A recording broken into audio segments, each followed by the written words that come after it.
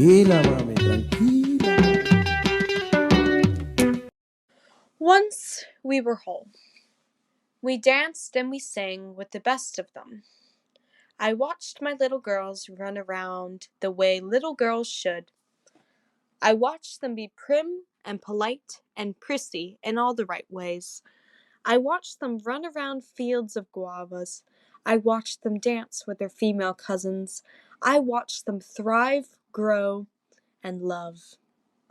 But nothing stays the same forever. When we left the Dominican Republic, we watched bits of ourselves fade away, left with the forgotten guava fields to rot.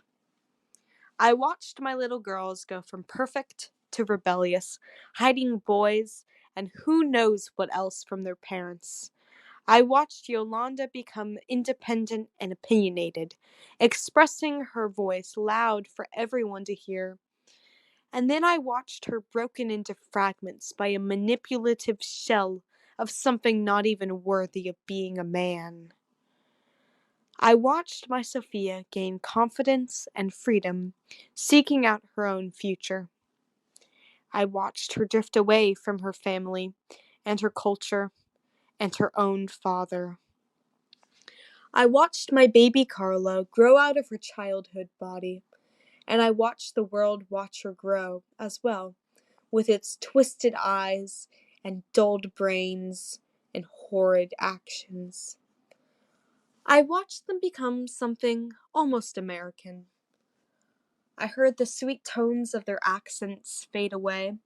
I listened as their Spanish became more and more fractured, every new word they learned driving another crack into the shell of their heritage.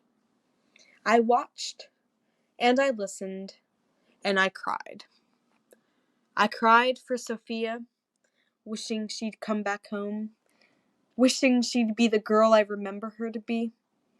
I cry for Carla, wishing I could protect her from the world, filled with the horrid creatures with their creeping eyes. I cry for Yolanda, wishing I could harbor even a fragment of her hurt, and tear the words and the memories away from her, finally setting her free. And I cry, because I couldn't protect them.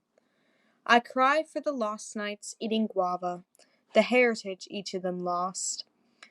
I cry because there's not much else for me to do. And I wonder how it might have been if only we were able to stay.